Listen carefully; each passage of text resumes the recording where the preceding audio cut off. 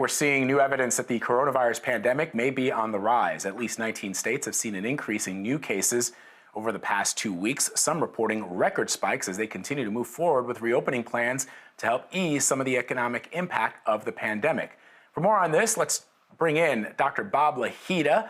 He's been on our air before talking about this very subject. So, Dr. Bob, we're anticipating even more of a spike in cases in the coming months. And a new University of Washington model that's often cited by the White House says that we could see 1,000 deaths per day by the start of October. Those are really stark numbers. What needs to be done to try and keep those numbers down? Well, as you saw, many of our governors in the country had loosened up the mitigation that we prescribed, we being the doctors in the country and Dr. Fauci and Dr. Birx in Washington, wearing of masks and keeping social distancing. And I see every night on the news pictures of people at the beach and people at lakes in the Midwest, etc., without masks, yelling and screaming. And of course, then we have the protesters giving the police and the National Guard and vice versa, giving them spittle and spraying them with saliva. And of course, you know, it's common sense that we're going to have spikes in the coronavirus infections. And that's exactly what we're seeing. And I don't want to see a resurgence here in the Northeast around New York City at all, because it was dreadful when it happened. But that's what's coming. And so what we're saying is, particularly in nursing homes, which I think are somewhat protected, although they're running out of PPE, I'm told, because FEMA hasn't come up with enough supplies for the nursing homes. But geez, if you're doing social distancing and wearing a mask, you're good. But most people are not in certain states. And those are the ones seeing the spike. Yeah, it's funny you would say that. You know, I went to our little corner store, doctor, a couple days ago. There were 8 people in there, a little tiny bodega, very cramped. Not one person was wearing a mask, with the exception of myself. None of the people working there were wearing masks, even though there's a sign on the front door that says you have to wear a mask. No one was, and I really began to worry about, you know, the next few months. But let me ask you about this.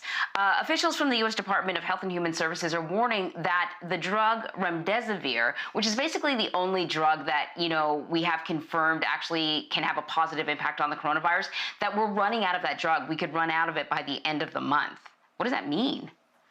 Well, that means that they can't keep up with the supply chain. The supply and demand for that drug is extraordinary. Virtually everybody, and we're not seeing that many cases in the New York area now, but everybody that we saw over the last 7 or 8 weeks was on Remdesivir when they came in.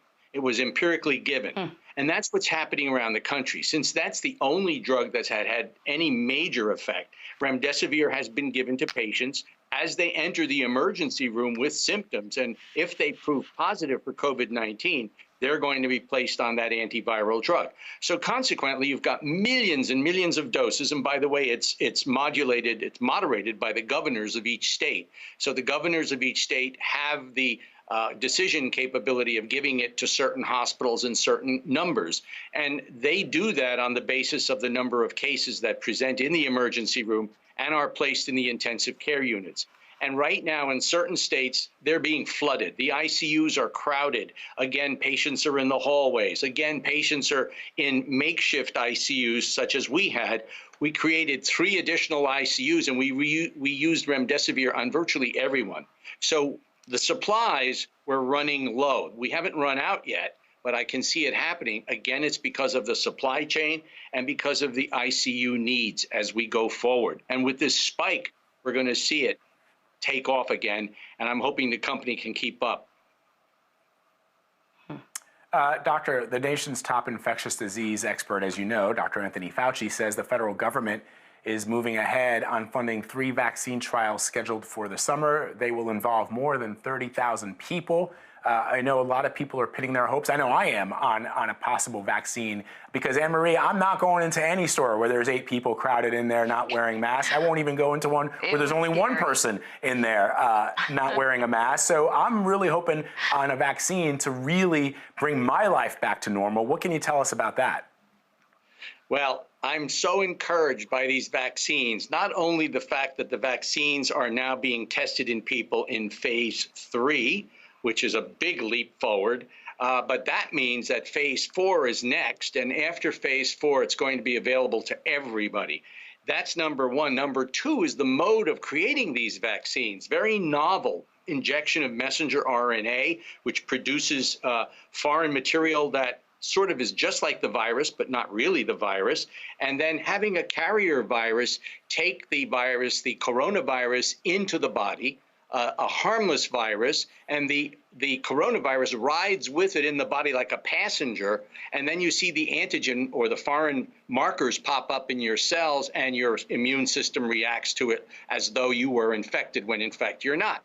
So we have all these great new technologies based on molecular biology, and it's making things work faster, and it's making things be more specific. And I'm really, really excited about it. And I think we'll have a vaccine by probably December, maybe early winter of next year.